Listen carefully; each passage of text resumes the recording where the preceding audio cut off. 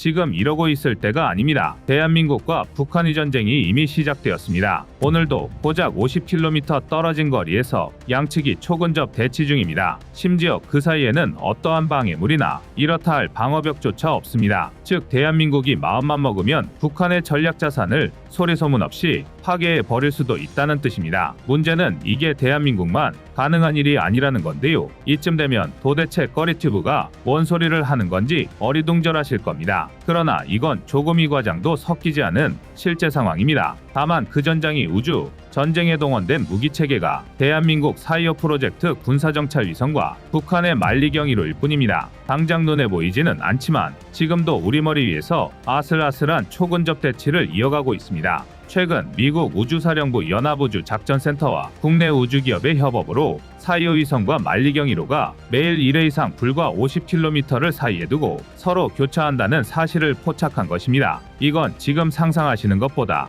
훨씬 중대한 안보 위협입니다. 중간에 어떠한 방해물도 없는 50km 넓이의 개활지는 지상에서도 엎어지면 코 닿을 거리입니다. 대충 서울에서 용인보다 조금 더 먼 수준인데요. 하지만 우주궤도에서는 아예 그 개념 자체가 다릅니다. 기껏해야 50km는 비유하자면 어깨동무도 가능한 거리입니다. 실제로 이 정도 거리면 위성 간 상호 촬영도 거뜬하며 광학병기를 동원한 물리적 타격이나 주파수 간섭 교란 등이 가능한 거리입니다. 그리고 군사정찰 위성의 목적을 생각하면 이는 단순히 적성국의 위성을 격추하는 것으로 끝나는 게 아니라 고강도 무력 도발을 위한 포석으로 해석할 수 있습니다. 예컨대 탄도미사일이나 방사포, 핵무기 등 대량살 상무기 사용을 위한 사전 준비일 확률이 매우 높습니다. 그래서 준비했습니다. 오늘은 대한민국과 북한의 우주전쟁 전황을 낱낱이 알려드리겠습니다. 지금 보시는 영상이 마음에 드셨다면 지인들의 카톡으로 공유해주세요. 여러분의 구독과 좋아요는 꺼리튜브 영상 제작에 많은 힘이 됩니다.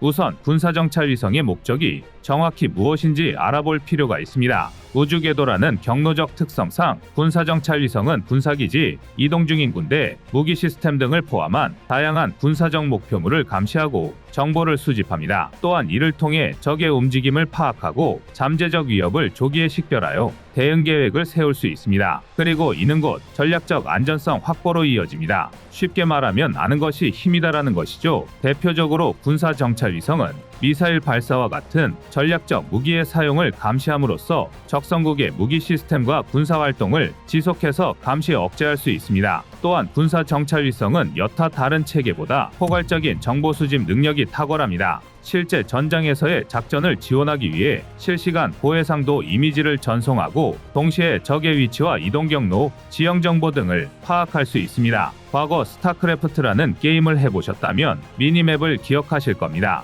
군사정찰 위성이 제공하는 정보가 다름 아닌 이 미니맵과 크게 다르지 않은데요. 이를 이용하면 작전 계획 수립과 대응 전략 수정, 특수작전 수행 등에 소요되는 시간을 비약적으로 단축할 수 있습니다. 게다가 통상적인 군사 정찰 위성은 통신 중계 기능까지 갖추고 있기 때문에 부대 간의 통신 역시 지원할 수 있습니다. 동서고금을 막론하고 전쟁은 결국 정보와 시간의 싸움입니다. 적의 움직임을 얼마나 빨리 면밀히 포착하고 대응하느냐가 전투의 승패를 결정합니다. 군사정찰 위성은 전략적 우위를 확보하는 가장 직관적이고 필수적인 수단인 것입니다. 사실상 현대전에 필요한 모든 정보의 최상위 단계를 제공하는 무기체계라고 볼 수 있는데요. 같은 이유에서 지난 2023년 북한이 만리경 1호를 발사했을 때 대한민국은 이를 중대한 안보 위협으로 규정했습니다. 물론 이와 별개로 일각에서는 대한민국도 군사 정찰 위성을 쏘아 올렸는데 북한이라고 못할 것 뭐냐는 주장도 적지 않습니다. 하다못해 저희 꺼리튜브 영상에조차 이와 유사한 댓글이 달리는 정도니 말 다 했는데요. 다른 나라도 아니고 대한민국에 이런 말이 나온다는 게 참 안타깝습니다. 우리가 명심해야 할 건 같은 무기체계여도 방어를 위한 무기체계와 공격을 위한 무기체계가 명백히 다르다는 것입니다. 북한이 만리경 1호를 쏘아 올린 이유는 대한민국의 전략 목표물을 타격하기 위해서입니다. 예컨대 북한은 탄도미사일을 사용하기 위해 만리경 1호가 전송한 대한민국의 군사기지, 지휘소, 핵심 인프라 등을 지속해서 감시하고 이미지 또는 신호정보 등을 수집합니다. 해당 정보를 바탕으로 북한 수뇌부는 우리 군의 방어 역량을 분석하고 목표물을 선정하는 것입니다. 심지어 군사 정찰 위성은 탄도미사일 이동 경로상의 지형이나 우리 군의 KAMD 배치 상황, 기상 조건 등을 수집하여 최적의 경로와 발사 타이밍까지 제공합니다. 쉽게 말해 탄도미사일이 대한민국 공격을 위한 칼날이라면 군사 정찰 위성은 칼집, 손잡이 등 이외의 모든 역할을 수행하는 셈입니다. 그리고 결정적으로 만리경이로는 북한의 탄도미사일 공격 이후 타격 결과 평가까지 담당하게 될 것입니다. 많은 이들이 이 평가 단계를 간과하지만 오히려 전문가들은 타격 계획에서 가장 중요한 과정을 평가로 꼽습니다. 탄도미사일 타격 후 목표물의 파괴 여부를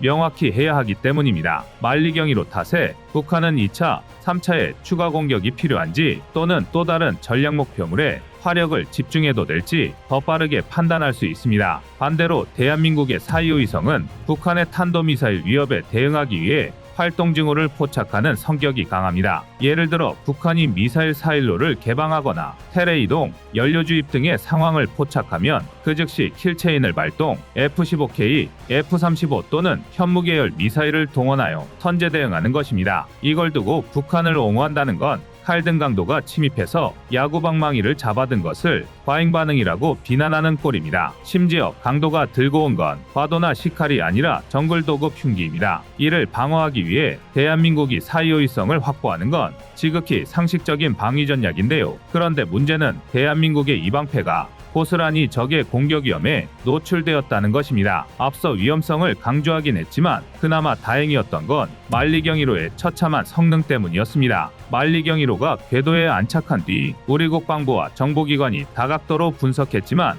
결과는 정보지상 전송 능력이 없다였습니다. 즉 국내 주요 시설을 촬영할 수는 있지만 북한이 이를 전송받아 활용할 수는 없다는 뜻입니다. 이렇게 되면 사실상 군사정찰 위성을 확보하지 못한 것이나 다름없죠. 더욱이 만리경이로의 사진 해상도는 최소값이 1m, 최대 5m에 달할 것으로 추정됩니다. 이는 곧 가로 세로 1에서 5m를 한 개의 픽셀로 식별하는 수준이라는 건데요. 이쯤이면 군사정찰용으로 이렇다 할 가치가 없습니다. 그런데 최근 예상치 못했던 의외의 방향에서 만리경이로의 위험성이 대두되었습니다. 만리경이로는 하루 2차례 한반도 동북부에서 남서쪽으로 대한민국을 가로지릅니다. 이 과정에서 우리 국토 전역을 관찰할 수 있으며 특히 서울의 경우 112에서 116초가량 정찰이 가능한데요. 하지만 앞서 말씀드렸듯이 지금 당장 크게 문제되는 해상도는 아닙니다. 그러나 이 경로는 문제가 됩니다. 미국 우주사령부 연합우주작전센터에 데이터를 분석한 우리 국내 기업의 추적 결과 만리경이로는 현재 지구적 궤도 488km 상공을 유지하고 있습니다.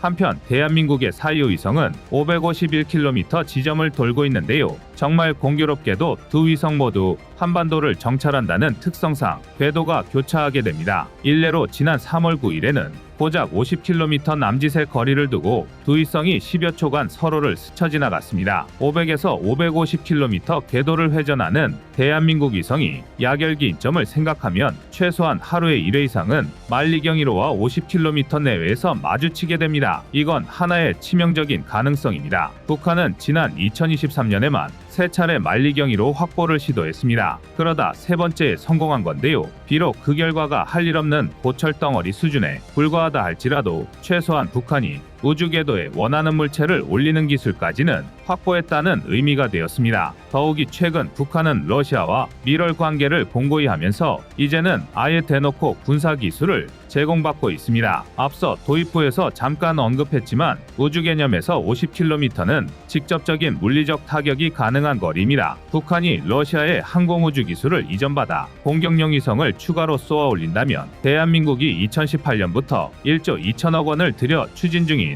사이오위성 프로젝트가 한순간에 휴지 조각으로 전락해 버릴 것입니다. 대한민국은 향후 2025년까지 사위성 4기와 2호 IR 위성 1기를 쏘아 올릴 계획인데요. 하지만 북한의 위협이 확실시된다면 이를 수정하거나 전면 재검토해야 합니다. 가뜩이나 이미 목표 시기에서 3년이나 늦어진 사이오위성이 또다시 기약 없이 무기한 연기되는 것입니다. 실제로 러시아는 소련 시절부터 위성을 격추하거나 무력화시키는 기술을 개발해왔습니다. 이른바 대우주무기 프로젝트 ASAT인데요. 이 중 가장 대표적인 건 ASAT 미사일이지만 위성을 미사일로 격추하는 작업은 기술적, 운영적, 그리고 정치적으로 여러 가지 어려움을 수반합니다. 기술적 난이도나 정치적 리스크를 생각했을 때 북한이 선택할 만한 옵션은 아닙니다. 하지만 ASAT에는 광학병기, 즉 레이저를 이용한 요격 방식이나 재밍, 킬러 위성 역시 연구되고 있습니다. 물론 위성 자체를 파괴할 정도로 고출력 레이저를, 그것도 위성에서 발사하는 건 위성 요격 미사일과 또 다른 기술적 어려움이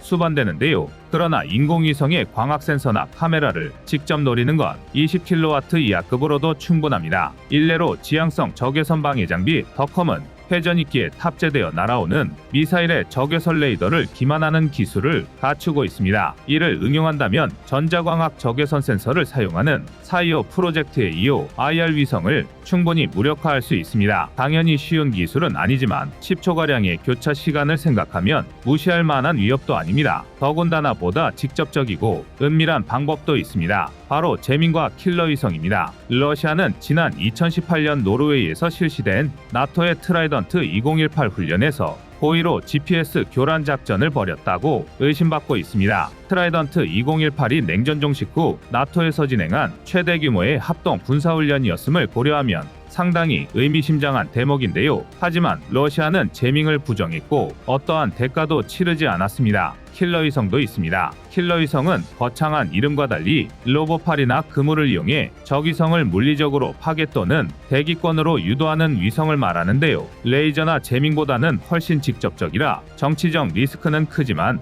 기술적 난이도가 낮고 무엇보다 활동하기 직전까지는 우주 쓰레기 제거용이라는 그럴듯한 명분이 있습니다. 이 때문에 미국, 러시아, 중국 등 많은 나라들이 킬러 위성 개발에 박차를 가하고 있는데요. 중요한 건 이 모든 것들이 대한민국에서 이미 원천 기술을 확보한 방식이라는 겁니다. 북한 위성이 대한민국을 노릴 수 있다면 반대로 대한민국 역시 가능하다는 의미입니다. 더욱이 대한민국은 2024년 우주항공청 특별법을 가결하면서 우주항공청으로 우주산업 관련 정책을 통합시켜 버렸습니다. 우주전쟁 시대에 대응하기 위해 본격적인 체계 개발에 돌입하겠다는 뜻입니다. 현실에서 체감하기 어렵지만 우주전쟁은 이미 시작되었습니다. 이 각축전에서 조금이라도 삐끗하는 순간 대한민국은 순식간에 뒤처지고 말 것입니다. 그만큼 국제정세는 급변하고 있고 이제는 기존의 개념을 송두리째 바꾸어 원점에서 새로운 백년대계를 쌓아 올려야 할 것입니다.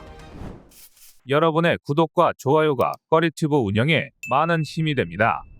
북러 정상회담이 진행된 지난 9월 국제사회는 이들 국가의 위험한 만남에 우려의 시선을 보냈습니다. 김정은이 무거운 몸을 움직인 데는 분명 군사적 목적이 있을 것으로 추정되는 데다 러시아는 1년 이상 끌어온 전쟁으로 심각한 무기 부족에 시달리고 있었기 때문입니다. 그리고 이는 5박 6일의 일정 동안 김정은이 방문한 장소들을 통해 대략적인 추측이 가능해졌습니다. 김정은은 극초음속 미사일 킨잘과 러시아 항공우주군의 주요 장비들을 둘러보고 유리가 가린 항공기 공장을 비롯한 공군력 관련 시설들을 시찰했으며 수년 전 현대화 작업이 마무리된 해군 시설을 살펴보기도 했습니다. 이 같은 일정들은 러시아 방문의 목적이 무엇인지 너무도 극명하게 드러내는 부분인데요. 이에 국제사회에서는 북한과 러시아의 커넥션을 우려하는 목소리도 많았습니다. 그리고 유감스럽게도 그러한 우려는 현실로 드러났습니다. 북한이 러시아에 대량의 무기를 제공한 사실이 밝혀진 것입니다. 심지어 그 물량만도 자그마치 컨테이너 1000개분에 육박했는데요. 이와 관련해 백악관은 북한의 구형포탄이 우크라이나 전쟁에 사용되고 있다는 분석을 내놓고 있습니다. 자, 여기까지는 이미 공개된 사실이고 냉정하게 봤을 때 지금 당장 대한민국의 중요한 사건은 아닙니다. 북한과 러시아의 밀월 관계가 우크라이나에만 여파를 미친다면 제3국인 대한민국이 휘둘릴 필요는 없습니다. 우리가 정말 염려해야 하는 건 그렇다면 대량 무기 지원의 대가가 무엇이냐는 것입니다. 실제로 김정은은 러시아 해군 시설을 둘러보기 바로 직전에 전술의 공격 잠수함인 김군호 경응함을 공개했고 지난 12월 6일에는 2000톤급 잠수함 정비동향이 포착되었습니다. 러시아 기술이 흘러들어갔을 것이라는 정황 증거가 너무 뻔히 보이는데요. 전문가들은 북한 군사정찰위성 만리경이로 발사 성공 역시 배경에 러시아가 있었을 것으로 추정하고 있습니다. 회담 당시 푸틴이 위성 발사체 지원 의사를 명백히 밝혔고 이후 관련 데이터가 오간 정황이 확인되었기 때문입니다. 문제는 이들 양국이 현재 국제사회의 지정학적 리스크를 높이는 당사자들이라는 점입니다. 일례로 북한은 올해에만 총 3번의 군사정 군사정찰 위성 발사를 감행했습니다. 최근 궤도에 안착한 모델은 그중 세 번째로 앞서 발사된 두 번의 위성은 2단 엔진 시동 오작동과 2단 추진 단계에서의 비정상 비행 등으로 실패하고 말았는데요. 전문가들은 충분하지 못한 준비에도 불구 예고한 날짜보다 일찍 발사한 배경에는 대한민국형 발사체인 누리호의 성공이 있었을 것으로 진단합니다. 군사정찰위성은 지난 2021년 노동당 당대회에서 발표한 전략적 과업에 따른 것이지만 누리호 성공을 의식해 서둘렀다는 것이죠. 아닌 게 아니라 이번 3차 발사 역시 11월 22일에서 12월 1일 중 진행한다고 통보했다가 21일 자정쯤 기습 발사하는 기행을 저질렀습니다. 11월 30일로 예정되어 있었던 대한민국의 군사정찰 위성보다 하루라도 빨리 발사하기 위함이었던 것으로 추정되는데요. 이처럼 기술적 숙련도가 아니라 정치적 목적으로 군사정찰 위성을 발사하다 보니 그 성능 자체는 저열함을 벗어나지 못했습니다. 일례로 실패로 돌아간 1차 만리경 1호에 대한 한미양국의 평가는 그야말로 간결했습니다. 군사정찰 위성으로 활용되기에는 너무나 조악하다는 것이었죠. 당시 한미양국은 전북군산 어청도 인근 해상에 추락한 만리경 1호 잔해를 수거해 공동으로 분석했는데요. 그 결과 군사적 효용성이 전혀 없다고 평가했습니다. 군사정찰 위성으로서 활용되려면 1제곱미터 미만의 물체를 식별할 수 있어야 하지만 만리경 1호는 그조차 턱없이 불가능했기 때문입니다. 실제로 만리경 1호의 카메라에는 지금은 단종되다시피 한 일본의 구식 디지털 카메라가 탑재되어 있었는데요.